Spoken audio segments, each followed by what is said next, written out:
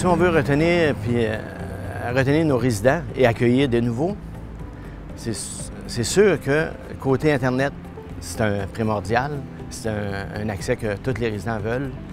C'est les premières questions qu'on a aussi, s'ils viennent dans notre belle région. Le cellulaire pointe-tu? Internet haute vitesse, c'est quoi votre Internet haute vitesse? C'est-tu fiable?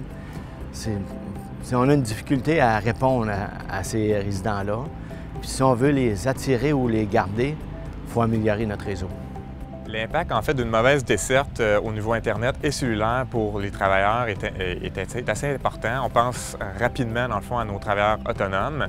On en a beaucoup sur le territoire qui sont dispersés sur notre territoire dit plus rural où actuellement ils ne sont pas connectés par du câble coaxial ou par de la fibre optique. Donc, évidemment, ça exclut nos parcs industriels qui, eux, sont déjà bien connectés, nos cœurs villageois aussi. Mais pour l'ensemble des autres travailleurs autonomes qui ont des petites PME ou qui travaillent à la maison pour différentes raisons, bien, eux, actuellement, ils ont un accès très limité, soit par une question de capacité, donc ils ne peuvent pas télécharger beaucoup ou bien une question en fait de rapidité d'Internet ou une question de stabilité, donc qu'Internet en fait ne fonctionne pas en fait différents moments de la journée. Donc ça, c'est très limitant pour nos travailleurs autonomes. Et puis, bien, ça, évidemment, c'était un enjeu qu'on voulait adresser rapidement. Au-delà de nos travailleurs autonomes, le réflexe est peut-être moins rapide, mais on a aussi l'industrie agricole, en fait, qui est impactée fortement par la mauvaise desserte qu'on a actuellement.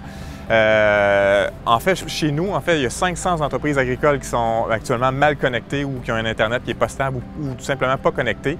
Ça représente à eux seuls, en fait, des revenus bruts de 200 millions, en fait, par année. Donc, c'est pas une petite industrie, c'est une énorme industrie pour notre territoire qui a un énorme impact aussi.